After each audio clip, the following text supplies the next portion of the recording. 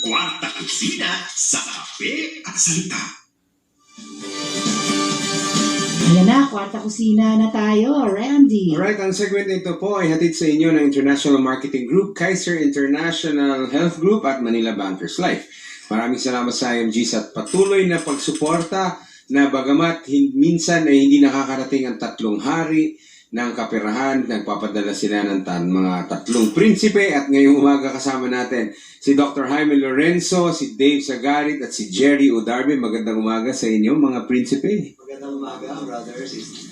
Yan, so tuloy na tayo. Ano ba ang topic natin ngayon ang tamang gawin para maabot ang kalayaan sa pananalapi. Siguro sagutin natin, tama ba yun na ang kasaganaan na hindi na measure, nasusukat sa laki ng kinikita, kundi sa laki ng naiipon? Tama, mali? Tama yun, Brother Randy. Kasi ako mismo na-experience ko yan dahil bago ako naging financial educator ng IMG ay nasa corporate ako. At nung sa simula, sabi ko, saka na ako mag-iipon kapag malaki na yung kita ko. Pero napopromote ako, hindi ako nakaka-ipon. So doon ko naramdaman na, teka, malaki na yung kinikita ko, pero bakit parang financially insecure ako? Kasi nga wala naman akong ipon. So na-realize ko na kasi wala namang nagturo sa akin paano mag-financial goal, ano yung mga dapat gawin. Yung community na mag-encourage sa akin talaga na makaipon para maging financially secure. Pero mahirap pag-ipon eh. Yun nga. Kaya nga kailangan natin ng community na mag-encourage sa atin. So, lumalaki na yung sweldo mo, pero yung pareho pa rin, ano, yung natitira sa'yo, oo, lumalaki ang gastos. Malaki ang gastos. So, In connection po dun sa sinabi ni Barry Jerry, very ironic kasi pag na-increase ng income, sumusunod yung expenses mo. So, ayun. di ba, lifestyle, may increase, etc. Kaya sabi ni Brother Bo dun sa bonus formula sa book niya, 10-20-70. So, para increase ka ng 70% sa income mo, dapat i-retain mo dati mo expenses nung dati pa income mo 70% para madagdagan mo yung 20% mong savings para pang-invest ka. Oo So, nga. tapos, in connection dun sa sinabi niyo po kanina sacrifice, ito entails sacrifice talaga. Yun. Sacrifice in the discipline. Actually, yan, kanina, sacrifice, etymology yan is sacrafacere, Latin. Aba? Sacred to do, facere is to do. Kaya ang savings and discipline, it is a sacred act because you think of your future and for your family. Ba? Ang galing, ha? May natutunan tayo. Opo. Ang galing. Okay, so kailangan natin ng sacrifice para mag-save. Kasi natural lang no, na pag lumaki yung sweldo mo, syempre naman, ngayon ka lang makaka-afford ng mga mas mahal na mga bagay, di ba, Doc? Tama yan. Actually, maganda, dapat talaga lumaki sahod natin. Medyo kailangan mo i-reward sarili mo. Pero habang lumalaki ang income, dapat lumalaki din yung ipon natin. Kasi imagine, halimbawa, kumikita tayo ng 25,000 kada buwan. So that's 300,000 a year. 10 years ka na nagtatrabaho. Ibig sabihin, kumita na tayo ng 3 milyon, di ba? Wow. Pero milyonaryo ka na ba pag kumita ka ng 3 milyon? So depende sa laki ng ipon, di ba?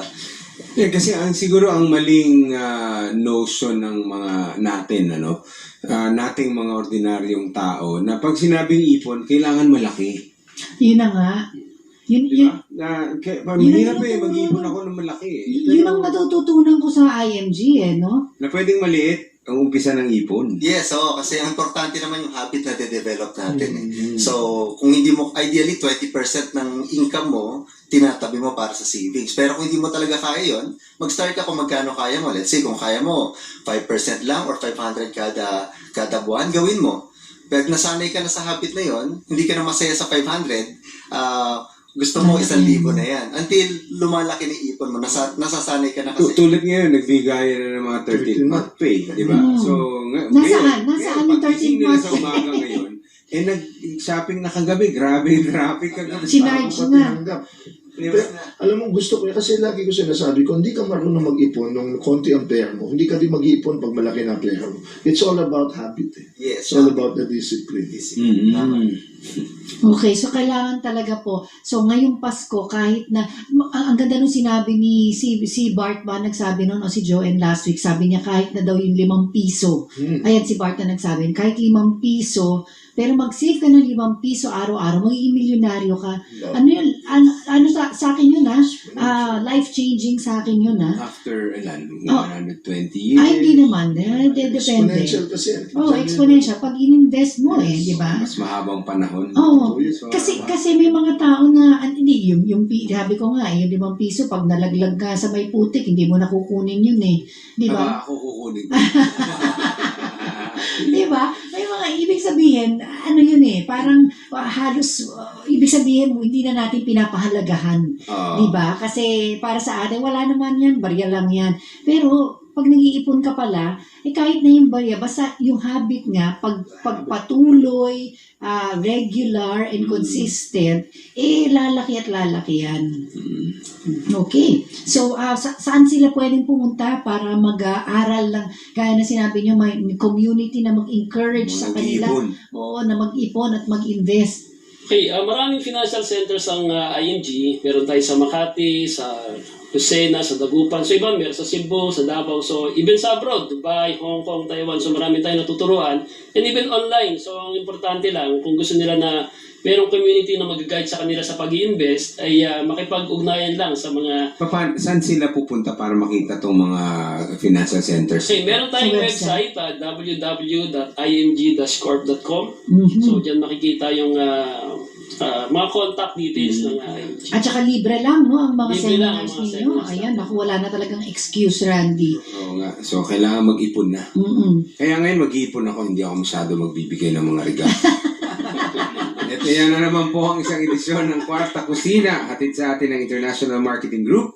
Break your bad habits when it comes to money with IMG. Alamin kung paano magiging malaya sa pagkakautang. Tumawag sa IMG hotline 0917-500-8388. Pero tumatanggap din po ako ng regalo. Kaiser International Health Group, break bad beliefs in health and choose the best one for you today. Para sa mga affordable healthcare products, tumawag sa 845-0888 at Manila Bankers Life.